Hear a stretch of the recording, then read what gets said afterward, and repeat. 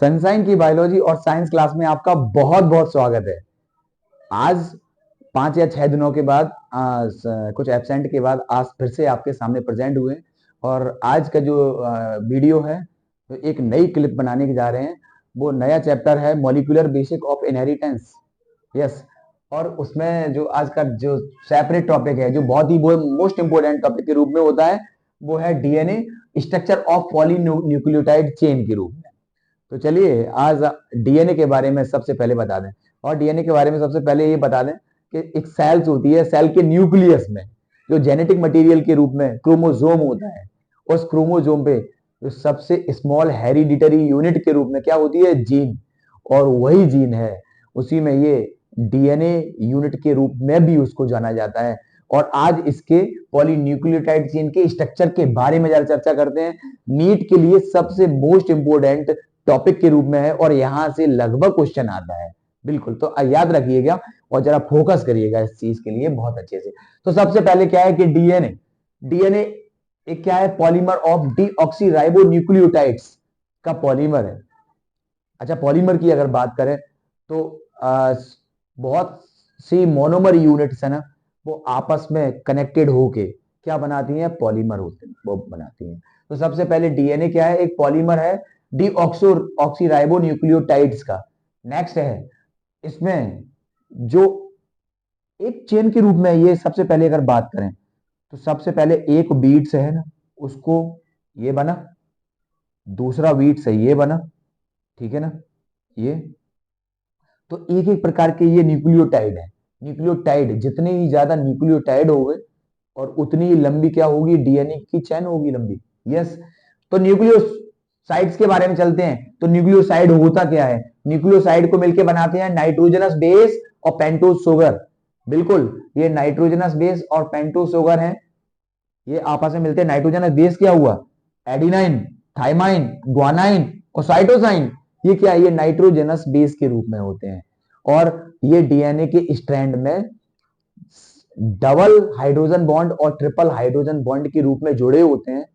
और इस प्रकार से ये पेंटोज शुगर से ही अपनी कनेक्टिविटी को बनाए रखते हैं। पेंटोज शुगर और ये पेंटोज शुगर है और ये फॉस्फेट ग्रुप है, ये एक डीएनए की बैकबोन के रूप में काम करते हैं। जी बिल्कुल, तो याद रखिएगा। तो न्यूक्लियोसाइड नाइट्रोजनस बेस और पेंटोज शुगर।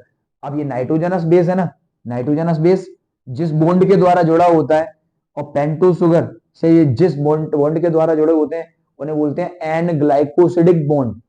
यस, ये एन ग्लाइकोसिडिक बॉन्ड के द्वारा जुड़े होते हैं। एग्जांपल में जैसे एडिनोसाइन जुड़ा होता है, साइटिडीन जुड़ा होता है, एटीसी।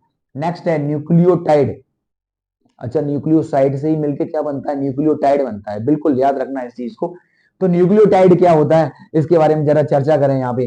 तो न्यूक्लियोसाइड है ना जो, और प्लस फॉस्फेट ग्रुप है, ये आपस में लिंक होके बनाते हैं क्या, एक न्यूक्लियोटाइड को बनाते हैं। और ये जो न्यूक्लियोटाइड होता है, ये न्यूक्लियोसाइड और फॉस्फेट ग्रुप और जिस बॉन्ड के द्वारा आपस में जुड़े होते हैं उसे बोलते हैं फॉस्फोडाइईस्टर बॉन्ड।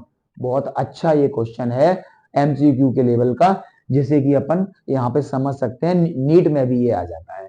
जरा ये तो नीट में कैसे आएगा, फॉस्फेट ग्रुप है और न्यूक्लियोसाइड है, ये आपस में जुड़े होते हैं ना, कौन से बॉन्ड से जुड़े होते हैं, तो फॉस्फोडाई ईस्टर बॉन्ड के द्वारा जुड़े होते हैं। नेक्स्ट है many nucleotide link together through 3 prime to 5 prime to form polynucleotide chain. कई प्रकार के न्यूक्लियोटाइड हैं, कैसे लिंक होते हैं, डीएनए के 2 स्ट्रैंड होते हैं। जैसे कि एक स्ट्रैंड को मैंने ये बताया, एक स्ट्रैंड टेम्पलेट स्ट्रैंड से क्या बना, एक न्यूली स्ट्रैंड बना। और अगर ये 5 प्राइम होगा तो इसका दूसरा एंड होगा 3 प्राइम, और इसका अगर 3 प्राइम एंड होगा तो दूसरा होगा 5 प्राइम। ठीक है ना, ये समझना। तो कई प्रकार के न्यूक्लियोटाइड जो लिंक होते हैं किसके थ्रू होते हैं, 3 प्राइम से लेके 5 प्राइम तक होते हैं लिंक। और आगे चल के क्या बनाते हैं, एक लंबी पॉलीन्यूक्लियोटाइड चेन बना के तैयार कर देते हैं।